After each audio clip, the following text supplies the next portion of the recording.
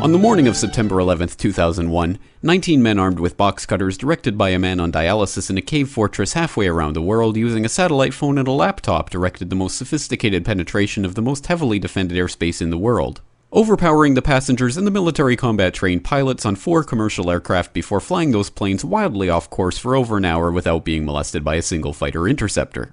These 19 hijackers, devout religious fundamentalists who like to drink alcohol, snort cocaine, and live with pink-haired strippers, managed to knock down 3 buildings with 2 planes in New York, while in Washington, a pilot who couldn't handle a single-engine Cessna was able to fly a 757 in an 8,000-foot descending 270-degree corkscrew turn to come exactly level with the ground, hitting the Pentagon in the Budget Analyst Office where DoD staffers were working on the mystery of the $2.3 trillion that Defense Secretary Donald Rumsfeld had announced missing from the Pentagon's coffers in a press conference the day before, on September 10th, 2001.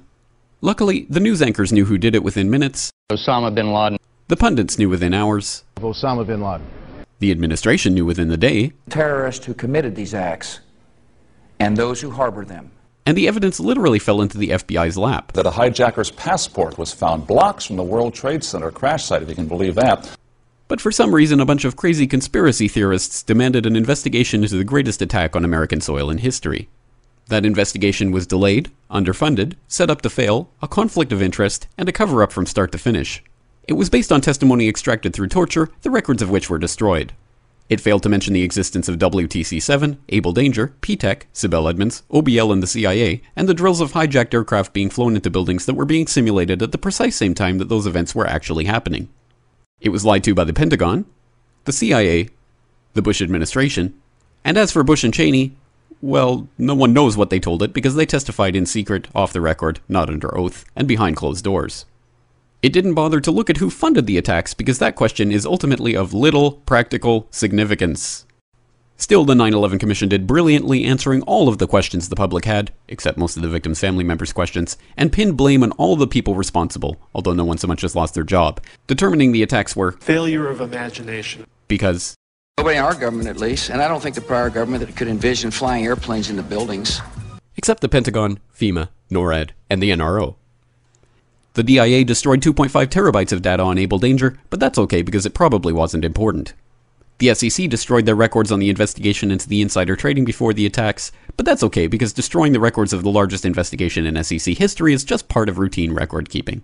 NIST has classified the data that they used for their model of WTC-7's collapse, but that's okay because knowing how they made their model of the collapse would jeopardize public safety.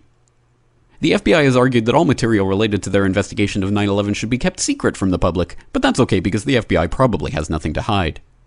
This man never existed, nor is anything he had to say worthy of your attention, and if you say otherwise, you are a paranoid conspiracy theorist and deserve to be shunned by all of humanity.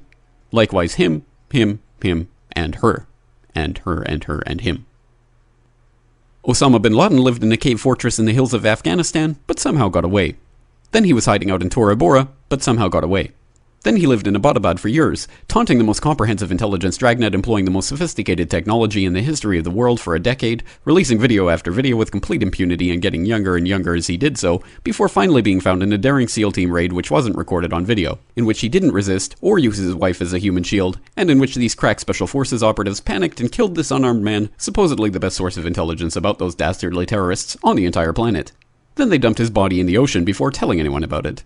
Then a couple dozen of that team's members died in a helicopter crash in Afghanistan.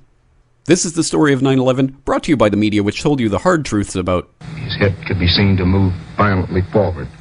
And they took the babies out of incubators. And mobile production facilities.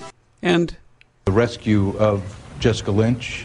If you have any questions about this story, you are a batshit paranoid tinfoil dog-abusing baby hater and will be reviled by everyone.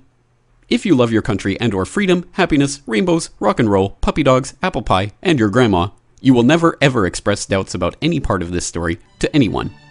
Ever. This has been a public service announcement by the Friends of the FBI, CIA, NSA, DIA, SEC, MSM, White House, NIST, and the 9/11 Commission. Because ignorance is strength.